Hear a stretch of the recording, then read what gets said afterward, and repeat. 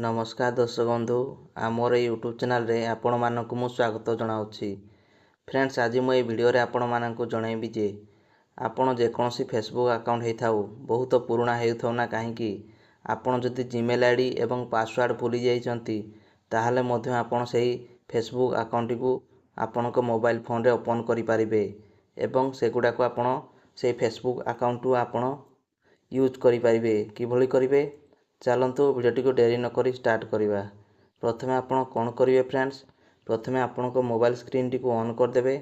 On कला परे आपण mobile play store app T को ओपन कर देखो ये भाव में प्ले स्टोर ऐप टी को ओपन कर ओपन कला परे एठी आपण सर्च आइकन देखो तले अच्छी से सर्च आइकन उपर क्लिक कर क्लिक कला परे फेसबुक लेखिकी सर्च करदे। कहीं मुझे एगुड़ाक कहूँ आपण मोबाइल तो फेसबुक इंस्टॉल अच्छी कहीं एठी आपण अपडेट मागुची ना कौन आप टी आपण एठी चेक करने को पड़ो कहीं जदि अपडेट एठी मागुथिबो ताहले आपण से पुराना आईडी को अकाउंट को ओपन करि परिबे नाही।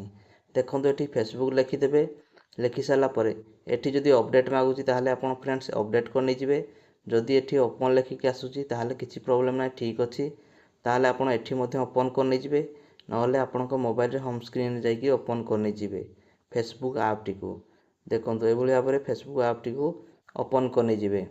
ओपन कला परे रिडायरेक्ट होइकी आपणकर जे एबेका फेसबुक अकाउंट थी से अकाउंट ऑटोमेटिक आसीजिवो किंतु आपण तो चाहूचंती जे पुराना फेसबुक अकाउंट को ओपन करने को ताहले आपण केमिति करिवे एठी देखंतु एठी कोन करिवे आपण एठी यूज अनदर प्रोफाइल्स अछि ता ऊपर आपण क्लिक कर नै जिवे। क्लिक कला परे एठी एभली पेज टी लेखिक आसी गला एठी आपण कोन करिवे आपण तो एठी mobile number keema email ID जदि मने नाही एवं पासवर्ड मध्य आपण भूली जाइछंती सेही पुराना अकाउंट रो ताले आपण कोन करिवे एठी देखंतु फॉरगेट पासवर्ड अछि ता ऊपर आपण क्लिक कर नै जिवे।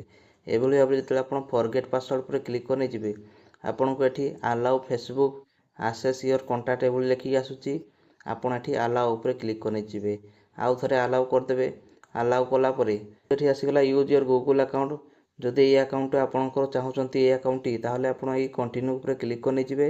जदि अन्य कोनोसी अकाउंट को आनिबा को चाहूचंती ताहले एठी ट्राई अनदर वे ऊपर क्लिक कर नै जिवे।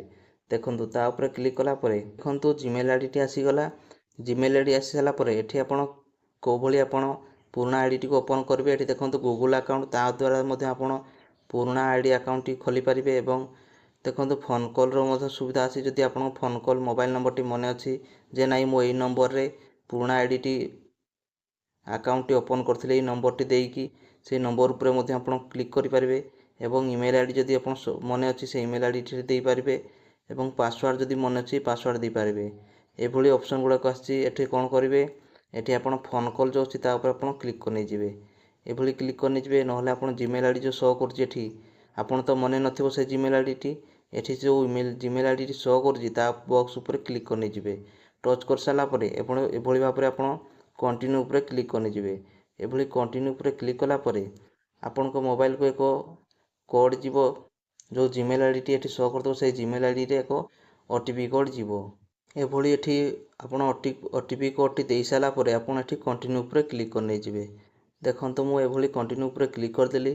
कंटिन्यू ऊपर क्लिक कर साला परे करेक्ट न्यू पासवर्ड लेखिक आसी गला। आपनकर जो पुराना आईडी टी आपण भूली जाइथिबे से आईडी रो जीमेल आईडी मध्ये आपण को ऑटोमेटिक आसी गला एवं एठी आपण को पासवर्ड सेट करबा को एको करेक्ट न्यू पासवर्ड सेट करबार ऑप्शन मध्ये आसी गला जे आपण जो पुराना आईडी टी जीमेल आईडी अकाउंट जो फेसबुक अकाउंट टी खोलिबा को चाहउचंती ताले सेही पई एको नुवा पासवर्ड टी आपण सेट करबा को पड़ियो बोली एठी लेखिकी मध्ये आसी गला। एठी आपण कोन करिवे से न्यू बॉक्स ऊपर क्लिक कर नै जिवे एवं आपण जो मने रखिबा पई जो भलिया पासवर्ड दरकार से भली पासवर्ड एठी देई देबे।